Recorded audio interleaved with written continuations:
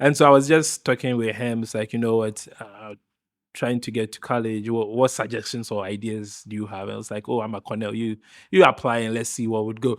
So I didn't know that it was an Ivy until I got in, and then I was speaking with people. I was like, oh, by the way, I'm going to Cornell. I was like, what? Mental health is not talked about, right? So basically, if you're going through difficulties, it's either you keep it to yourself, especially if you're a man, because they'll tell you men don't cry. So Men don't men, cry. you have to bottle it up. And if you get the courage to also talk to your parent about it, they was like, you pray, will go. We'll pray for you. Go, yeah, Yeah, God, and eventually, if you make it to the church, maybe they'll say it's an evil spirit. So an Ivy League You graduate, graduate. a master's Yeah. degree holder, Yeah, is driving yeah, an Uber yeah. to make ends meet so that you can keep the dream possible. Yeah, and also DoorDash to deliver food as well. So I was Uber by day, DoorDash by night.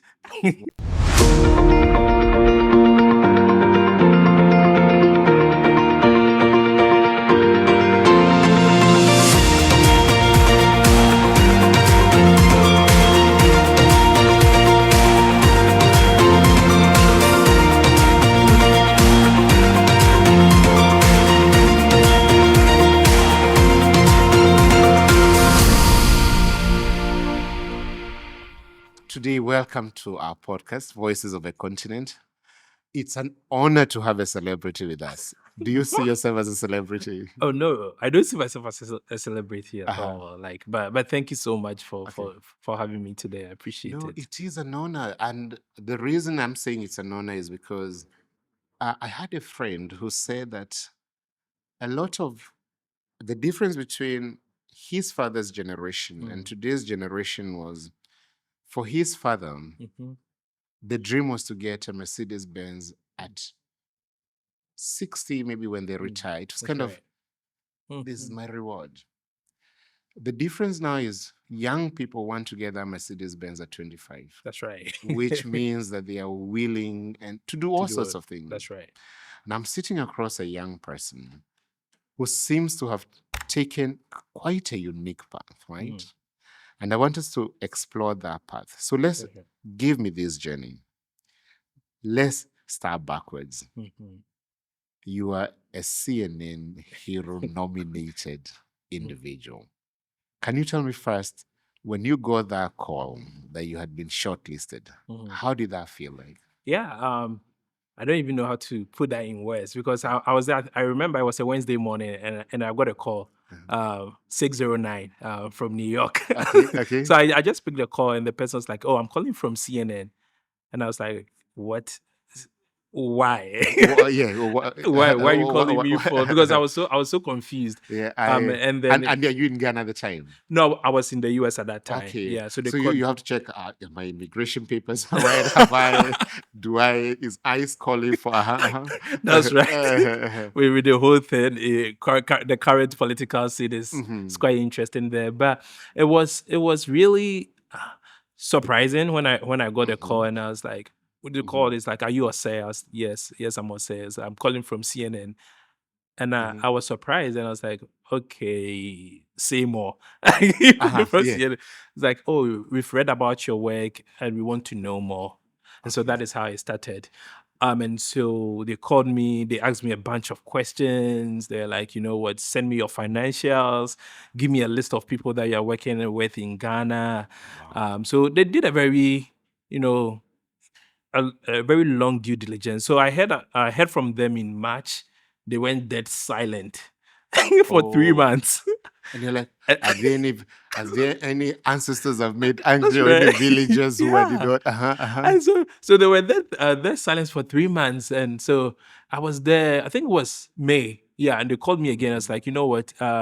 We have approved of your work and we want to come and shoot you in Ghana in June. Wow. Yeah, and I was like, wow. Wow. Yeah. Okay, now, so we have this. Let's bookmark this. You are growing up in Ghana. Okay? Give me the journey of that young kid who will eventually find himself either in New Jersey or worlds apart. So let's start with the issue of privilege. Do you grow up in a well-to-do background, because not every Ghanaian can find himself in America. That's right. Uh-huh. So I would say we grew up in a very humble background. So we grew up in a smaller community, and the access to healthcare was a challenge. So you Okay. could see that a lot of my community members would have to travel several miles to get access to care, but it wasn't always guaranteed that even if they make it there, there's a healthcare provider available to provide them with care. So most of them did that and would come back home. So what happened was that most of them wouldn't even go because it's like there's no point going if there wasn't any medical provider there to even take care of me. But for me, you grew up. If it's not from your family, you don't think too much about it, right? It's like, oh yeah, this person woke up, the next day the person is gone, and people didn't do any investigation. All they would say is that God gave and God took away, right? So that was the common thing because they didn't have anything to explain the death. So they would just be like, oh yeah, God has So given. you think that a lot of people's lives were snatched away because of things that could have easily been treated or avoided? That's right. Yeah, I highly believe so. And I think it was mostly going to be some of these chronic illness because you could see this person bright, walking about. The next day, the person slept. The person didn't wake up again, and it's like But nobody knew. nobody would investigate and figure out what actually killed the person. In your narrative, you talk about losing loved one to malaria, and this becomes quite instrumental in your vision of starting this wonderful organization called OKB Hope. Can you give me, first of all, what it does to a young person to know that actually I could have still had this loved one That's right. for something that could have easily been treated with 10 cedis or less than $2? How does that end up shaping your relationship with healthcare and what you think ought to be done about our shortcomings as a community? So I would say that, for us, so when my grandmother and later on my auntie, the same situation, got ill, we were able to at least get them to the hospital or I would say the clinic as of that time. But there wasn't any healthcare provider, right, available. And so by the time we got one, the person came to assess the case and was like, this person needs to be referred. And so by the time that we got there, it's like, okay, it was too late. And so we lost her because we didn't get someone in time to even actually So assess. you went to the clinic, but there was no doctor. No provider in time. Yeah. So And how old are you around this time? so as of that time, I would probably be in my teenage years, probably like around 13, 14. 13, 14. Yeah, thereabouts. Okay. And my grandmother, in I guess in Ghana, we grew up in a very communal sort of, I guess, how do I even put it? But we grew up in a way such that, like, I basically grew up with my grandmother because my mom would go to work, my dad. And so my grandmother basically was the one who brought us up, basically. Yeah. Okay. So actually, the funny thing was that we used to call my grandmother Mama Grace and call my mom Sister Maggie because... You know what? I just keep hearing this where Yeah. a lot of people in the Kumasi area where you're like, oh, your mother was sister, because maybe... And culturally, explain to me how you can, for example, I know that you put a lot of currency on your brother's kids because maybe there's a direct connection there, but you could go and be raised by your uncle and your father could end up raising his brother's kids. How does that work? Yeah, so culturally, and there's a whole cultural thing behind that, and I think dates back many years where I don't know the full story, but it was a situation where, I think there was something, I don't, yeah. And so the issue was that, like, the uncles are the ones who typically take care of the children. So, it's typical of, in the community, Ashanti region especially, where a lot of people, uncles take care of their nephews and nieces. It's a huge deal, yeah. Which then, for you, it underscores how impactful losing your grandmother and your auntie are because of partially the cultural setup. That's right. So now let's go, because I want to kind of interplay between your present reality and the past, and how they're in constant dialogue. So at 13, you lose loved ones.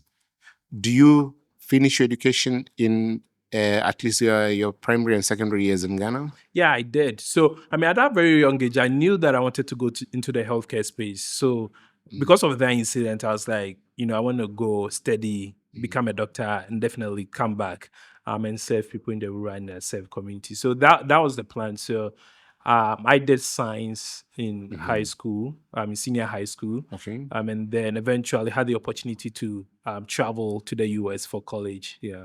I mean, now take me here. You do not even grow up in the metropolitan area of Kumasi. You are kind of on the outskirts. That's right.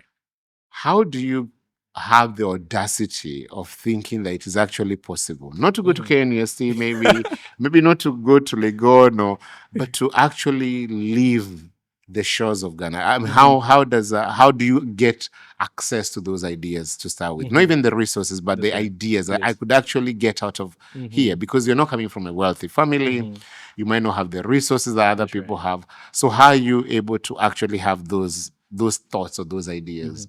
So I would say it was mostly because also with the friends that I had. So you know how the Ghana's senior high school system is during our time was computer that was placing people, right? So you grew up with friends, and then the computer will place someone. Let's say Pokuare, who will place someone in Prempen, who will place someone. So that really helped get some of my friends in other schools.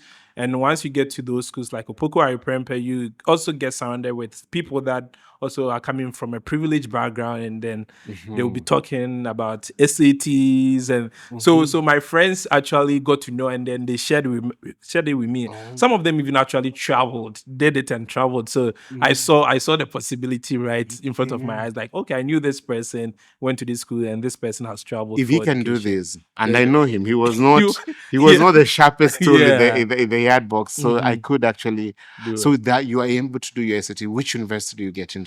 So I actually went into Cornell University. Wait, and this is an Ivy League school. This is an Ivy, yeah. So you're telling me somebody from the outskirts of Ghana goes to one of the most globally competitive institutions, and what program do you take there? So I did human biology when I was there, but the funny thing is that when I was applying, I didn't know it was an Ivy League school. So I had one of my friends who eventually made it there, and so I was just talking with him. It's like, trying to get to college. What suggestions or ideas do you have? I was like, oh, I'm a Cornell. You apply and let's see what would go. So I didn't know that it was an Ivy until I got in, and then I was speaking with people. I was like, oh, by the way, I'm going to Cornell. I was like, what? You didn't know it was an Ivy League These school? village boys going to Cornell. Yeah, so that was the funny thing. I didn't even know what I was getting myself into. Yeah. Maybe you needed a bit of that ignorance, right? Otherwise, you would have been completely intimidated by. Yeah. Okay, so now you again you talk about this. There were Hohame mental health initiative. Before you even tell me about the initiative, as a young man, why is issues of mental health important to you? Yeah. So for me, also growing up in a community where mental health is not talked about, right? So basically, if you're going through difficulties, it's either you keep it to yourself, especially if you're a man, because they'll tell you men don't cry. So men you have to bottle it up. And if you get the courage to also talk to your parent about it, they was like, you pray, we'll go. We'll pray for you. Go, and eventually, if you make it to the church, maybe they'll say it's an evil spirit. So it's an evil. So either way, there is always something outside of you that could. That's right.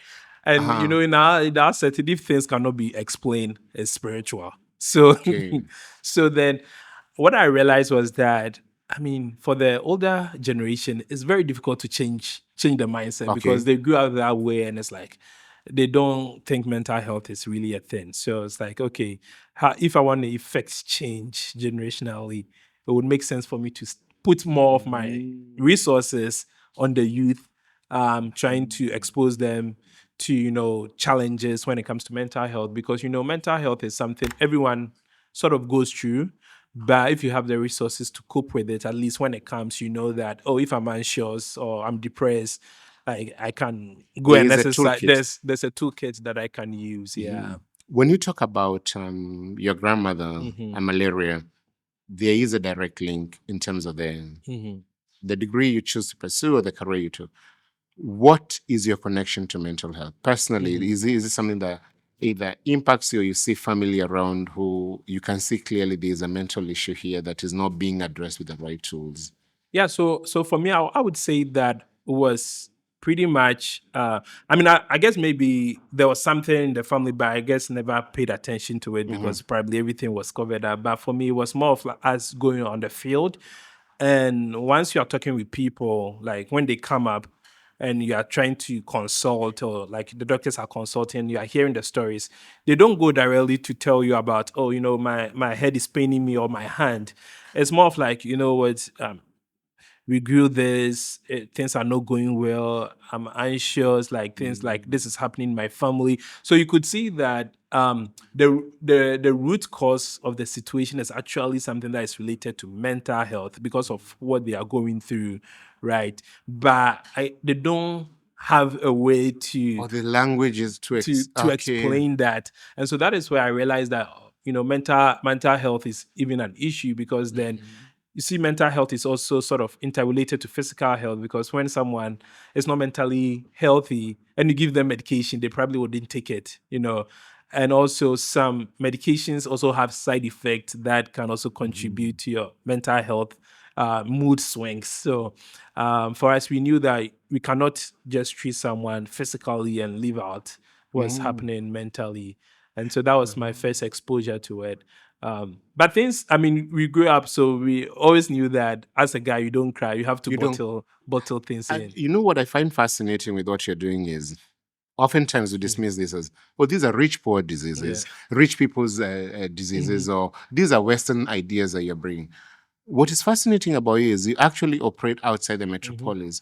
So can you tell me, how are you able to get into these spaces where probably zero therapists? If you look at statistically in Ghana, the number of trained therapists is actually quite scary if you look at the That's right. population. So how are you able to, leave alone Accra, Kumasi, where already our resources are kind of stretched when it comes to mental health, but taking it beyond into these remote villages? How are you able to do that, and what transformation are you seeing? Yeah, so for us, because of how mobile our work is, we bring healthcare providers with us, and then we take them to the rural community. So we will bring the mental health providers with us, and then they will join, and we go into the communities. And for the communities, we work also directly with the district health directorates, and they would give us a list of communities under their district where they have no facility. They have nothing, and then we would go into those communities. And what we start doing when we get there is health education, right? Because there are a lot of people, like probably like more than 1,000 people in the community, and there's no way you can see all of them. So then we tend to do the education. At least if someone hears this and we are not able to see them, perhaps they might change their mindset or something. So we do the education first and then get into that. But for us, we've seen the transformation, because especially when it comes to the communities that we visited more than once, you could see that they now open up, because initially they wouldn't open up, but once you have the education and you have a mental health person in, when you go the next time, you feel like now they are opening up, telling you more about what is actually wrong with them, and that helps us to also better diagnose, or better provide them with the right resources. So I would say that is where the transformation happens for us, where we get our patient now trusting us and now opening up to tell us more about what's wrong with them, for us to be able to treat them. When I'm listening to you, and I can also imagine the audience listening to you. So you have somebody who now gets educated, they get an Ivy League education. They can choose to be in America. If they come back, they have an option to stay in Accra, probably get a job with a fancy insurance firm or medical center. Why are you in the villages? Why are you there with the afflicted or the disenfranchised and people who might not even pay for those services? Why are you doing this? Yeah.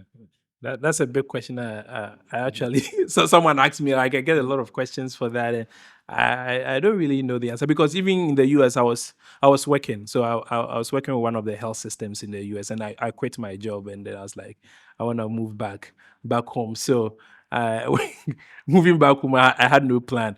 And I think God put things in place for that to happen, because I remember I quit my job early January 2023, got a call from CNN in March. So it came aligned because I had no plan. Wow. Yeah, I had no So plan you on quit with knowing that I know what I want to do. yeah. I don't know how to. Yeah. Did you have the resources to do it? So so we have had our first mobile van, but then again we didn't have, like, I had employed people, so then again I have to pay them. So I was like, my salary was the one that I was using to pay them, right, for them to do the work that we are doing. So if I quit, that means how are they gonna get paid, and how is this thing going to go? So it was a tough decision, to make, because then you wouldn't be able to pay the workers. But I mean, So you're God came using your through. own salary Yeah, when I to started pay. yeah.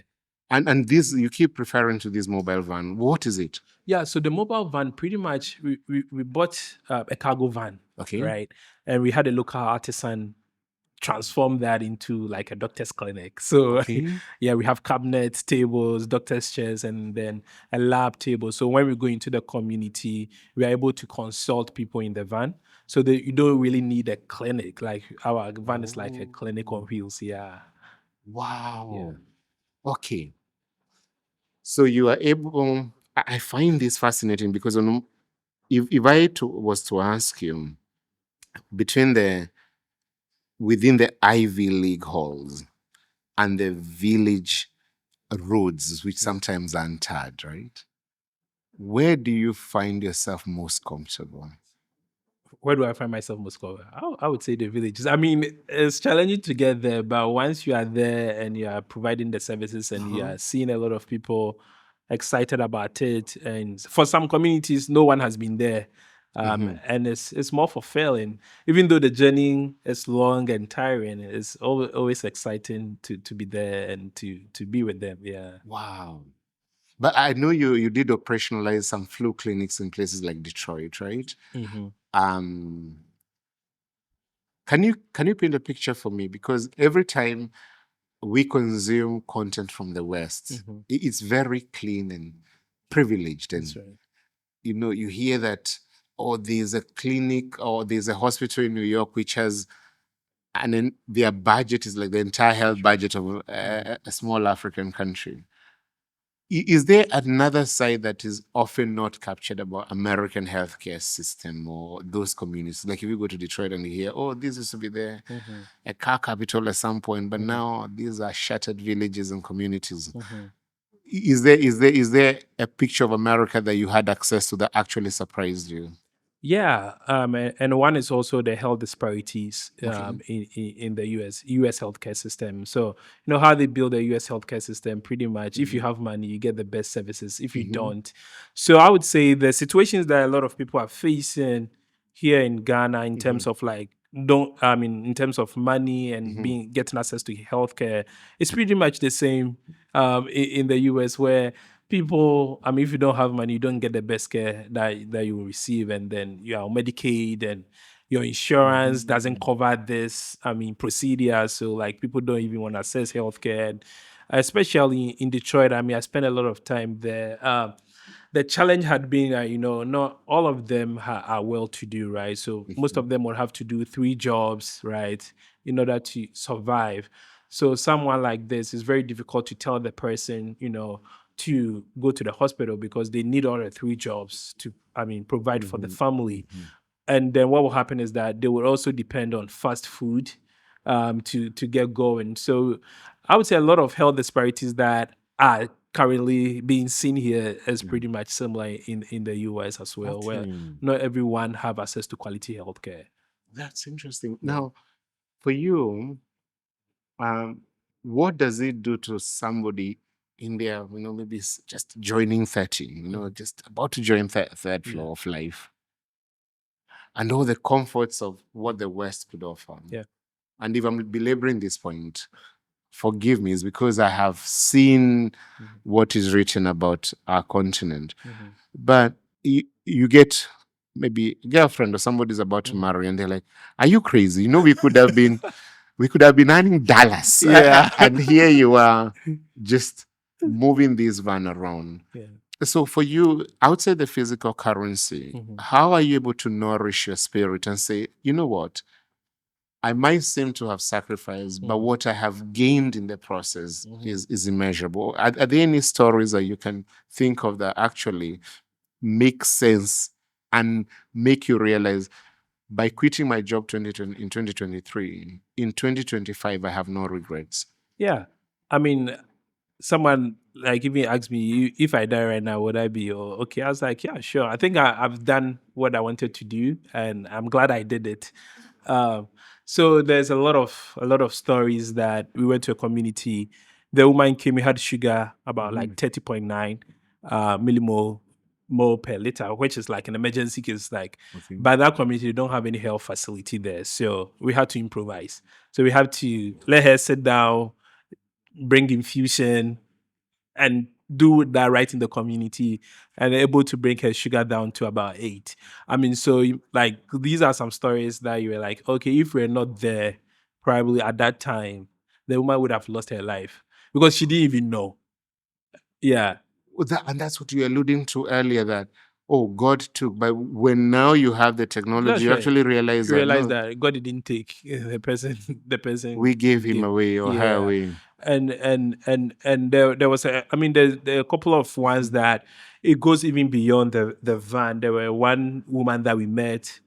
The child had hydrocephalus, so the head was big, and it was like, the mobile bank cannot do that, but we had to rally and get the child to the Confanochi Teaching Hospital, where they did a surgery for the child and help the child. So there are sometimes we go even beyond what we are able to provide in the van. If the case is, very critical and we cannot do anything, we then have to refer and also pay the bills, because the reason why they are not taking the child is that they can't afford that, and then we pay for them as well, and the child get the care. Yeah. I mean, we are sheltered in these beautiful spaces across the metropolis. As somebody who's been in those villages, what can you tell us, those people who are protected by the privileges of their middle class comfort? So the politicians who are able to jump on a plane at the smallest of emergencies. What do you have to tell those people who are either sheltered by their middle class, those middle class trappings, or the politicians?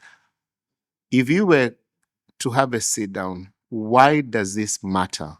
These villages, these neglected spaces, what is your message to them? Yeah, so my message to them is, these people are the ones that, do the farming, right? So they are actually the backbone of the economy when it comes to agriculture. Because if you go to the rural communities, the main thing that they do is farming. So they produce the food for the people in the city to eat, but we don't take care of them, right? And so if I'm sitting down with like a politician, like for example, I really want them offer them that opportunity, one opportunity to actually visit one of the communities, because it's one thing for me to tell you, and it's another thing when you are in the space and you go to a community where they don't have light, they don't have a potable source of water, but they are working hard to provide food for you to eat in the city, and you're not taking care of them. Wow. Okay. Yeah. Now, from what you're saying, what you're doing is not cheap. But I've also found that you are amazing ability to fundraise, right? Where you are either applying for grants, winning grants. Can you, sorry, can you give me your strategies, or how you are able to convince people that, you know what, this dollar might go further somewhere else than here? Yeah, so for me, what I've realized was that it's easier to fundraise when you show people the proof of what you've done. So when we were starting way back, that was 2021, when I was trying to fundraise to get the first van to redo it. That was a challenge. I mean, it was one person who came through, Sandy, I always mention his name, he was like, you know what, I want to use my 50th birthday to help you fundraise. Wow. So, and the story too was very funny, because I think I came back to Ghana 2020, I think COVID time. And then I was speaking with people in the marketplaces, in the villages, and like trying to learn more about access to healthcare and why, because many a times we just assume that, oh, people are not going just because, one, they don't have any education or it's expensive. But once you speak with people and you realize that a lot of people are in the informal sector, which means whatever they sell in the market determines the food they put on their table. So telling them to not go to work and go to the hospital to do checkup is a very big decision that they have to make, because that could mean that they are not eating. So most people would not go and then go to the market and sell, right? So that was what I realized and thought about: how do we bring care to these people at their doorsteps? But as of the time, I was promising them that a year by this time we will bring a medical van. I think we had only $100 in the account. Are you serious? Yeah, so it was. And how much does one van cost? Yeah, I think that our first van we got the van alone for about $15,000, which was a used van. And you had $100 when you are telling the people. So I didn't know how that was gonna come. But this is not even including conversion. This is not including conversion. This is And just you the have van. not, you don't even know where you get the doctors in. Yeah, I didn't know. And these doctors doing it voluntarily, or you're paying them? So some of them do it voluntarily, but I hired some of them so that we can have this on a consistent basis where, volunteers, it could go, oh, today I'm available, tomorrow I'm not available. And I didn't want to create that mistrust between community members where you promise them that you are coming and then you go back and say, we are not coming anymore. So I needed someone who I know that whether rain or shine, we can go, and I have them, yeah. The reality right now is, for a long time, we've looked to the West to supplement our health budgets. But because of the shifting global realities, a lot of countries, especially in the West, are revising their figures. If you look at the ODA, and if you look at the amounts of monies that were going to projects in healthcare have been dramatically cut across board. So we might have to look inwardly now in ways that we previously couldn't have. Of course, you're not a minister. You do not occupy that position yet, which you will soon be. But can you tell me, if you're speaking to that African philanthropist or just a normal citizen, what personal sacrifices have you made to make this dream possible? Yeah. So for me, some of the personal sacrifices that I've made to make this really possible has been around, one, me quitting my job and leaving everything behind. And that wasn't an easy decision because there were a lot of people that I had to, pay their salary. So it was like quitting the job means no salary coming. And so between that period till when I started moving back, I had to drive Uber, DoorDash, to get money. So an Ivy League graduate, a master's degree holder, is driving an Uber to make ends meet so that you can keep the dream possible. And also DoorDash to deliver food as well. So I was Uber by day, DoorDash by night. Wow. No sleeping. Yeah. But so yeah, it was really challenging. And the other one was it got to a point where it's like, even with the Uber things, it wasn't enough. So then, because I had worked for some years, I had some amount of funds saved in a retirement fund, which is usually matched by the companies that we work for. And so then I had to drain it down and also use that to complement or supplement the operations of the van. Yeah. That is not only shocking, but I guess speaks to the kind of person you are. But also stepping outside the conversation of healthcare and what it is that you do, also to be a reminder to us to always see how far we can stretch the resources that we have. Because whenever we think of immigrants who are working in the West, we think of them as, they are living the most lavish of lives, everything is easy. But you are saying that actually people make a lot of sacrifices to send money back home. Back home. Yep, a lot. I mean, my mom is an example. So okay. Yeah, because we still have family back home. My parents would send money back home. So for most people that I know, immigrants, it's not that easy, especially if you come in and you don't have your documents. So you have to be doing menial jobs to get money and then send it back home. So for people that are receiving it, it's not easy for the people that are giving it. Yeah, you're just reminding us that, listen, a lot of sleepless nights are spent. Yep. Okay. And then to that, African philanthropists. What do you have to say to them? Why do we have to, as Africans, learn to go beyond our immediate obligations and supporting it? So let's say there's a doctor there who might have a bit of hours to spare, or a teacher or a mental health. Why is it important for us to start becoming citizens in the true sense of citizenship, giving our time to initiatives that could become transformative? What do you have to say to those people? That's a very good question, because I've always looked at the African philanthropy space and also looked at, let's say, the Western philanthropic space. And as I mentioned, even for us to do this for the first time, it was someone, Sandy Kand, who was in the US, who had no idea of what's happening in Africa, but he believed in the work that we are doing and was able to help us with his resources, with his network, and still continues to do that. What I've seen, especially in the Western world, that when everything happens, you see like individuals coming together to use their resources to support. But I haven't seen that much.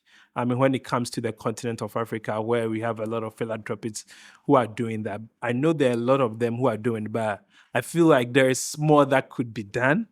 And I always say that, this life is not only about me and my family, because maybe the person or the child that I'm able to take or bring healthcare to their doorsteps, no one knows the future of what the child could do, or like no one knows the ideas the child has that can really change the world. And so at least us going there to give the child a second chance to life.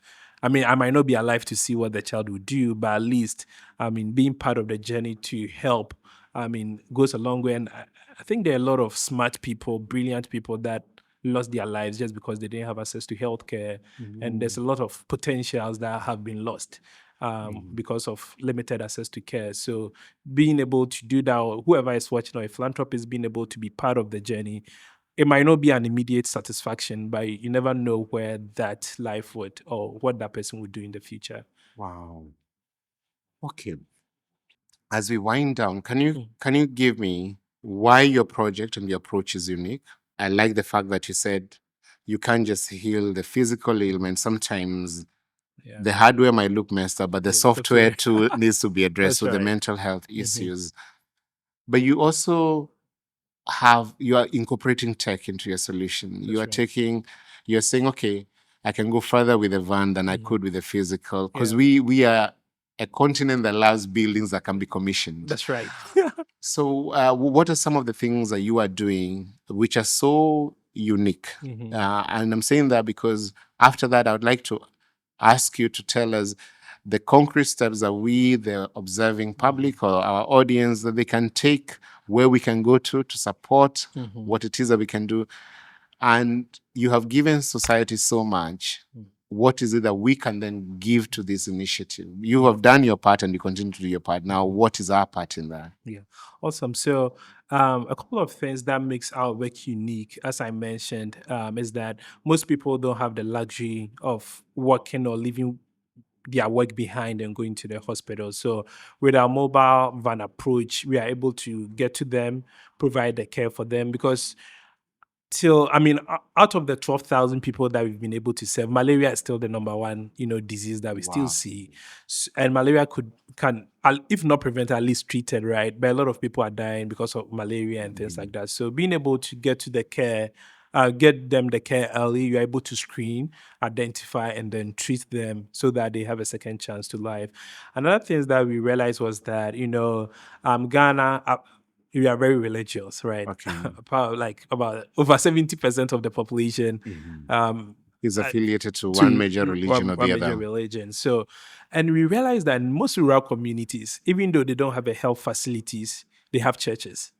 That's one thing that we realized. So it's like you make your way to this community where no one cares about, and you probably see a church of Pentecost there or a Methodist church. So now it's, well, okay, if they have the buildings there, how do we work with them, leverage those buildings as a hub, as a screening site, so that, they go to there to worship, but at the end of the day, they can go there maybe on Tuesday to get their blood pressure checked to see how they are doing.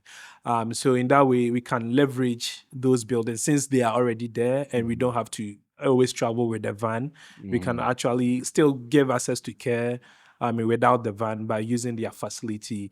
Another thing that we also saw was that, getting call credits to call is a challenge. So once you identify someone and tell, you know what, call me, like they don't have money to buy call credits, how would they even call you? So one thing that we implemented was a toll-free number. So like the person doesn't have to think about using my call credits to call. It's like you just call me. And are you working with a major telcos for that? Yeah, we had to pay for it. It's like they would treat like a business. So So is that something that we before they call can telcos actually come and say, we will go ahead and either subsidize this fee or actually erase it? That's right. If people are going to, is that something that? Yeah, that is something that we need, because one thing that we really think about is that once you go to the community, you give them medication. Not everyone would respond well. Someone will have side effects.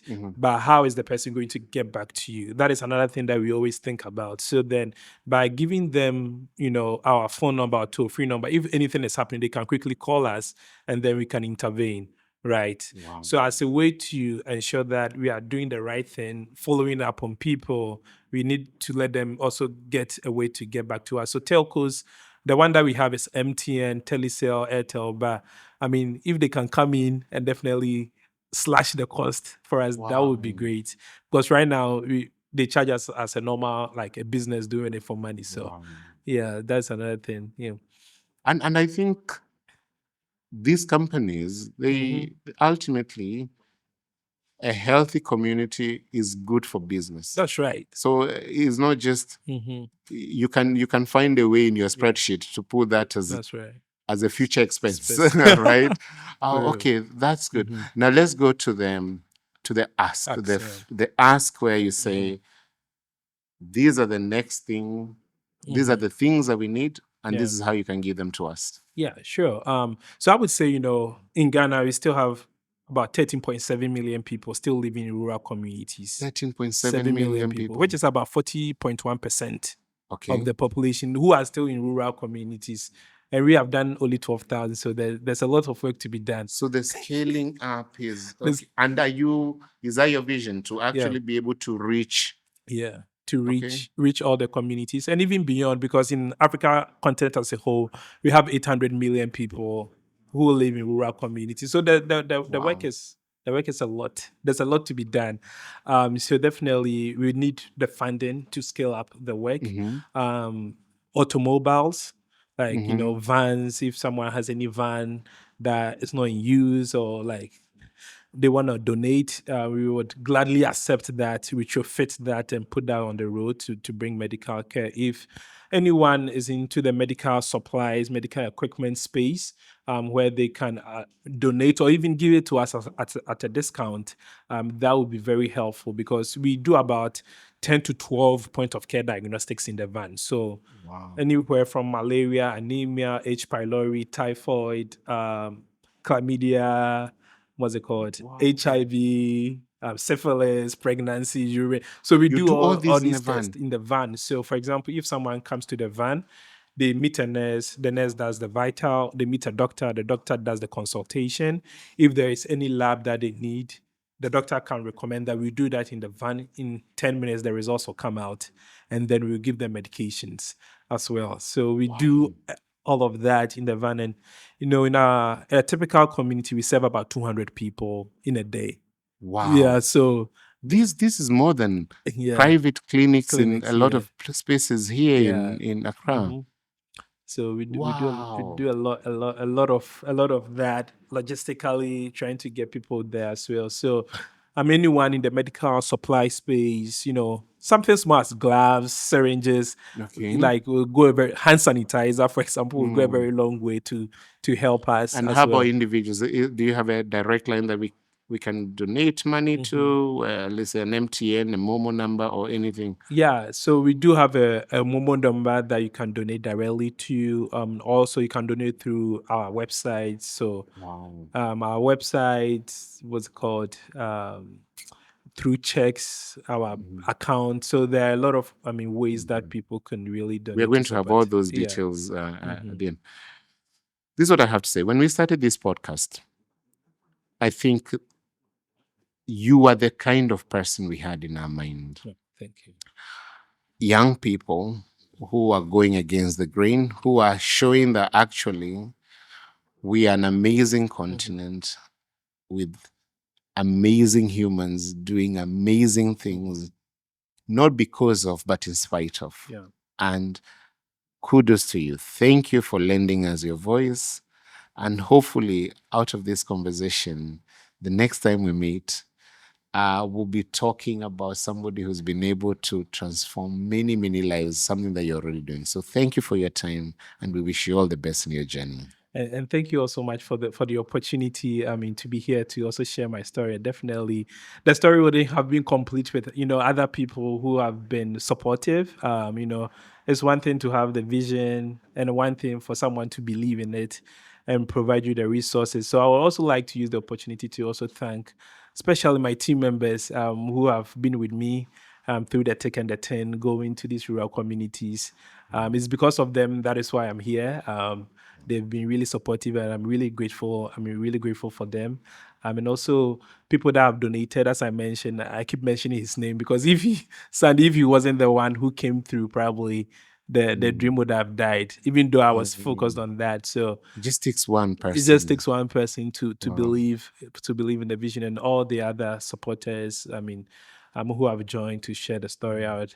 And also, most importantly, to also thank God, for allowing me to be able to be a vessel to serve these people. So I'm also really grateful. I just wanted to also thank them because they've played a very huge role in the work that we are doing.